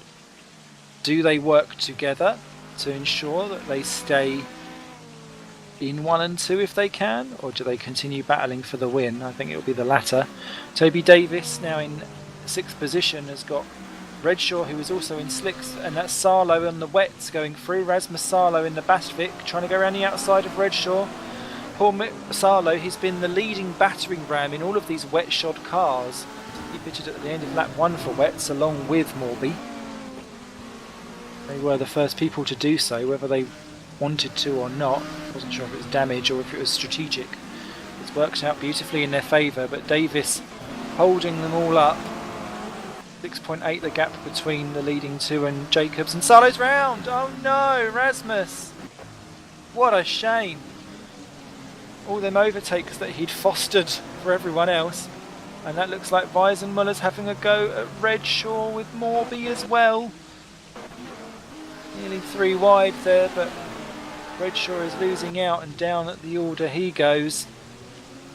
Through goes Robert Weisenmuller. Morby's about to go through as well, although Redshaw is staying ahead just about. 6.1 the gap between Canapino and Jacobs. Look at Jordan Weeks and David Junt. They're getting round Eric Strane, who's on the slick tyres.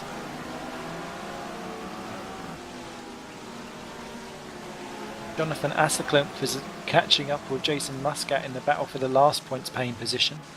As Weisenmuller goes for Davis, and he's got him. Down into the hairpin, Jordan Weeks steams through into the hairpin, loses the 9th position you're just gaining from Redshaw. Redshaw gets it back. Junt and Strane and co. Asseklimpf having a go at Muscat for the final point, with Matthew Williams trying to push him round as well. They've got round Tom Vandervoort sadly, as Weeks displaces Redshaw for 9th and 10th. And that looks as if Toby Davis is trying desperately to hold off Philip Morby for 7 and 8, and he's done so. Junt takes Strane for 11th.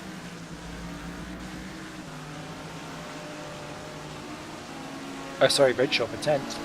And that's Morby being done by Weeks rounding outside in the final turn. That was a great move there by Jordan. Often the butt of many of our jokes, but certainly not there. And with 2 to go, Jacobs is 3.8 clear, and Holm is catching Jacobs. The battle could well not be between Tom Jacobs and the leading duo. Adrian Holm is absolutely rip-roaring through and is closing Tom Jacobs at a real rate of knots, so it could actually be THR's Adrian Holm could yoink the lot. Look at that, he's 4.2 back as Davis loses out to Jordan Weeks, and Philip Morby runs out wide and is losing several positions there. He joins in 11th place, and Davis there is about to be overtaken by David Junt. Junt goes up to 8 for the Basilia team, they'll be delighted with that. As Holm and Jacobs now can see physically Canapino and De Vries in their little squabble for the lead as Weisenmuller gets round to Mahler for 5th and 6th. This is going to be absolutely fascinating as Tallberg goes round the outside of Davis for 9th position. Davis dropping down the order will struggle to stay in the top. We should be alright in the top 15, I'd have thought, with 1 to go after this one. With 1 to go after this one, De Vries, Canapino, Jacobs, Holm. Which one of these 4 are going to actually take the trophy for the win? Ben De Vries has done fantastically well holding off Canapino on slick tyres on a very wet track. And here comes Adrian straight away on Tom Jacobs down into turn 1. Bit of contact between the two, but Holm has got a much better run out. Jacobs goes for the undercut, but for the slipstream on the way back through, but Holm will have that off of Canapino, and Canapino's on dry tyres. This is going to be fascinating. Is Holm going to go straight for it? No, he's not. And Jacobs runs off wide. Jacobs runs off wide. He's eliminated himself essentially from the running of that. We're now down to 3 as they go through, and can Holm do anything about Canapino? He's busy trying to battle past De Vries. Does he give Holm room? Yes, he does. Holm goes up the inside. Canapino is now down to 3rd. Adrian now has 1 more car to get through. Can he do 3 cars to take the lead on the final lap of this Russian Grand Prix? It's looking great for Adrian Holm as they come down into the final hairpin. De Vries valiantly goes to the inside. Holm's going to go around the outside. He's going to have to go the long way round. Look at De Vries. That's a chop across on the racing line if ever I've seen one, as he desperately clings on to the lead of this round. Further back, there's more carnage and drama going on, but up front it is De Vries, Holm, Canapino and Jacobs. 4 into 1 will not make the winner's step as De Vries tries every which way he can, and this could be the one. Holm waits for him to go out wide and goes steaming up the inside for this corner. Yes, he does. He gets it. Jacobs is trying to take Canapino on the grass by cutting that corner. That won't work. Holmes comes into the second to last chicane and then the final chicane, and it looks as though he is going to take the win, and Tom Jacobs is not even going to get on the podium after all of that. We thought he might win it, but no. Adrian Holm wins the soggiest race we've had in 2014.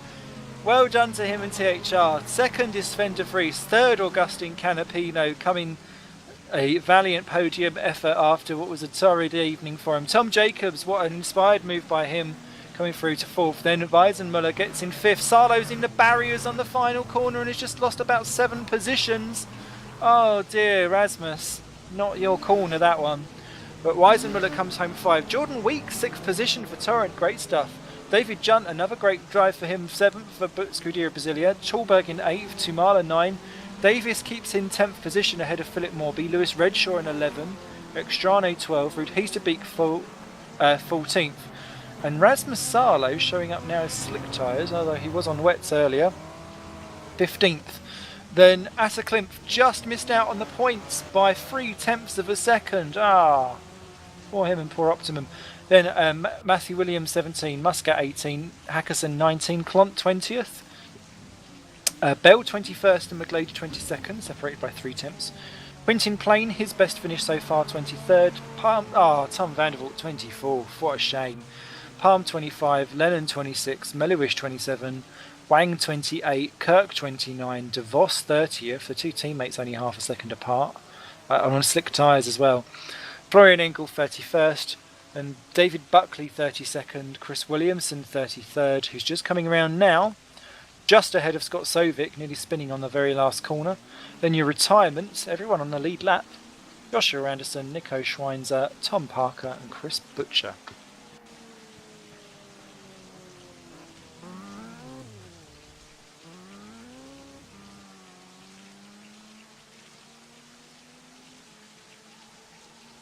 Well, I certainly enjoyed race 3. Great stuff. Ben Hackerson, I'm awful in the wet. I think a few people may have discovered that this evening. But yeah, that was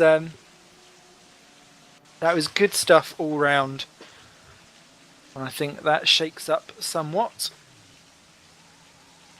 the drivers' table. But Adrian Holm will remain on top, as will THR.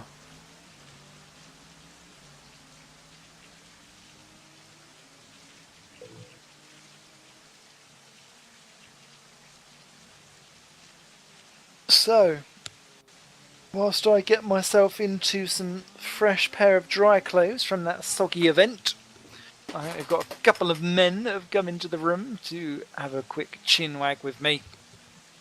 And let's start off with the man who grabbed 2 rather fantastic wins before ending up in the melee of race 3. Ruud Heesterbeek, 2 fantastic wins for you in rounds 1 and 2. Talk us through them. Well, there wasn't really much that happened really in that first 2 races. They were pretty much perfect. I could control the gap to Toby in both races actually. Yeah, he was the only one that challenged me, so the first races were really good. The car was great. I had a great setup. And then, of course, in the third race, everything went wrong again. In the first corner, I think Mike Bell tried to overtake me on the grass and he pushed me into everybody. And I spun. And then I tried to, I wanted to try the wet tires. And then there was a torrent in my pit box, so I had to wait for like 15 seconds or something. Oh no. And yeah, that completely ruined my race, so that was disappointing. But you still came away with 2 points from race 3, and actually against your teammate Augustin, who had not the best of evenings in races 1 and 2, I think you may have leapfrogged him into second position in the Drivers' Championship. So how do you deal with the battle with your teammate? Because you seem very evenly matched. Well, I don't particularly look at my teammates more than anybody else. I just try to beat everybody. Yeah. Best way to be, I suppose. Well, congratulations and enjoy your 2 victories and soak in the champagne. I think good one for that. Next one up we shall go for is Eric Strane, who's been quietly lighting up the podium in round 1. And then what happened to you on race 2? Was it a wrong setup or no fuel or something like that? Because you had to start from the pit lane. Yeah, I heard that having fuel for the race isn't good, and I decided that no. So yeah, I had 7 liters when I went on the formation lap, so I had to escape back and get some more. Oh no! Which is a shame because you had real genuine pace in round 1, obviously on the podium, and you could see in race 2 that you had genuine pace again because you didn't really lose much time after you was out from the pit lane. But an eventful race or an evening for you all the same. Yeah, race 1 was pretty nice. I got Chris and Rob after Chris. They both did the same thing, pretty much. They got on the curb and then half spun, so that was 2 easy passes. And then race 2, yeah, just fight from the back and try to get for the reverse grid, and which I missed by quite a bit actually. And then race 3, just trying to keep it on the track and trying to lift off into the corners and try and make it turn, but yeah, it was pretty slippery in the end. I was debating whether to go in or not. I was just going to go in on the same lap I saw home duck in actually, but then I just coming on the last chicane I saw it was getting drier, so I thought okay, I'm just going to hope that it dries out, and it didn't. So oh well.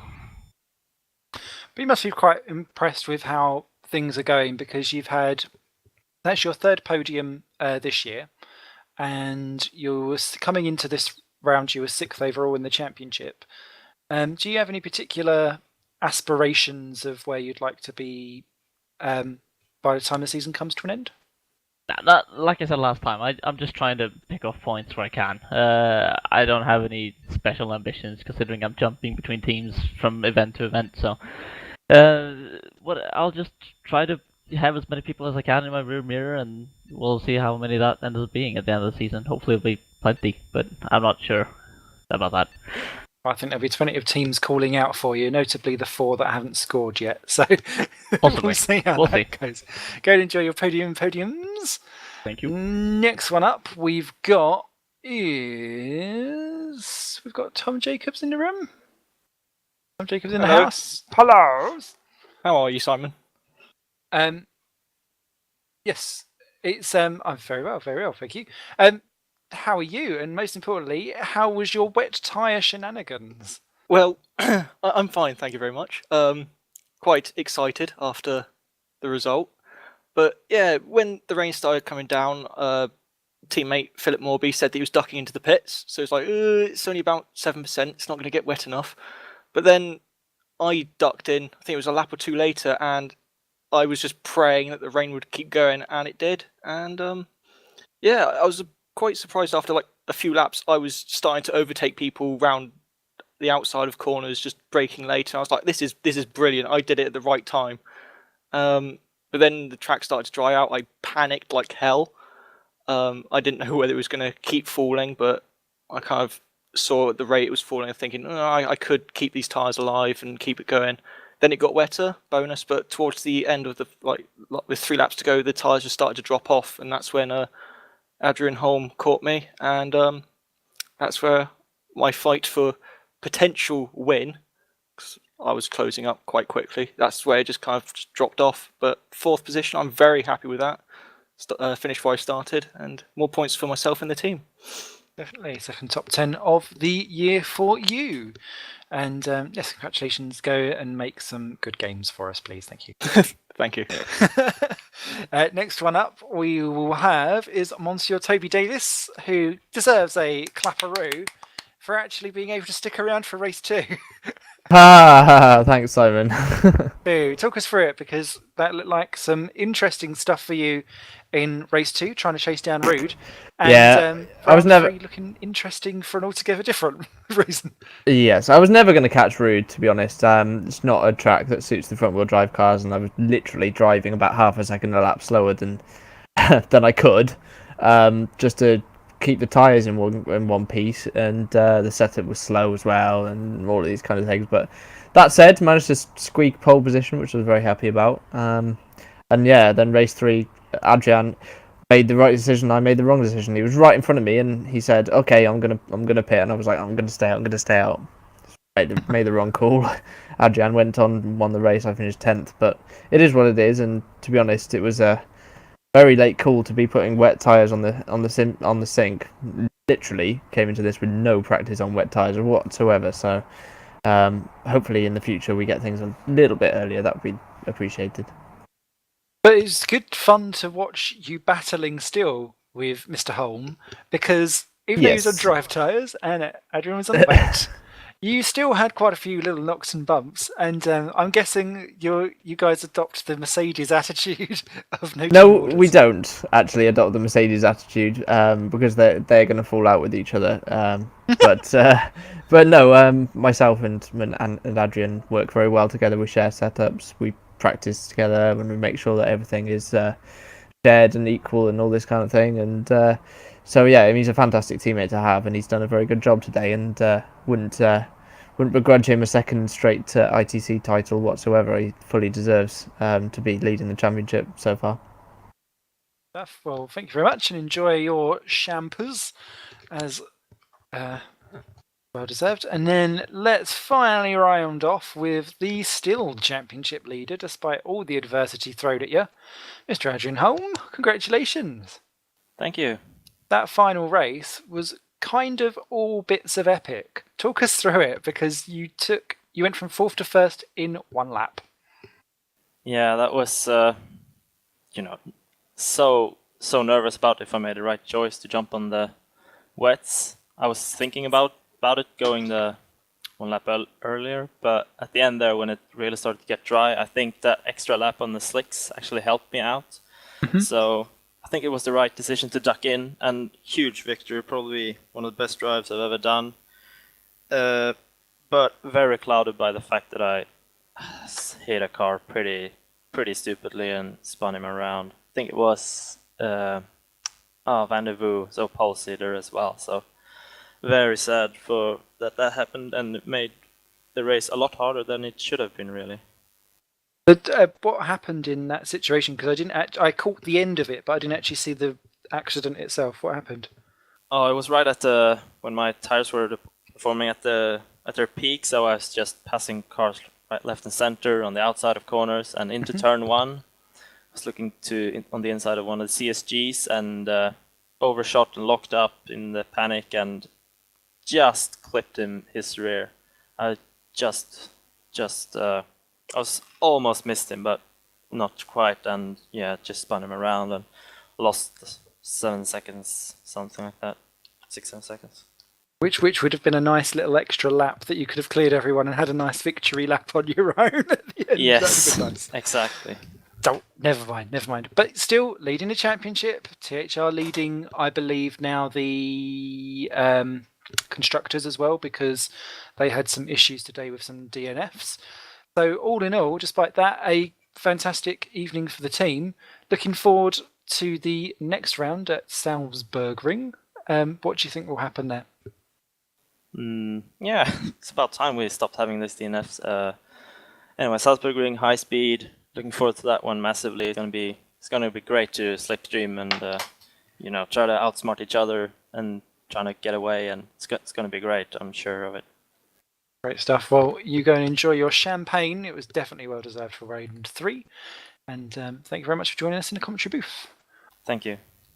And that brings us to the end of this broadcast here for the ITC for Grand Prix Virtual World Championship. My name is Simon Smith, as ever. Thank you very much to Dave Carr-Smith, who is the race director and the cameraman extraordinaire and whisperers of all sweet nothings into little lackey ears. And I hope you enjoyed that. We will see you. What are we doing this week? I don't think there is World Sports Series. Is there? Is there not? There is on Wednesday. Just having a quick flick through my calendar at the A1 ring, or the Red Bull ring. I prefer A1 ring myself. Let's not get political. And we'll be there for the action on Wednesday. And then the following week, we'll be back with our open wheelers with Formula Challenge, Super Cup, and Super League on Tuesday, Wednesday, and Thursday, respectively, at Montreal. A1 ring? We done that? Yeah, we did do it in Montreal. Do you know what? I was thinking, yeah, I'll be good at that track. Obviously, I was until I went and crashed it a little bit. Yeah, we'll be at A1 ring. Don't mind me. I'm going to go off and bathe in some Ben and Jerry's. Bye!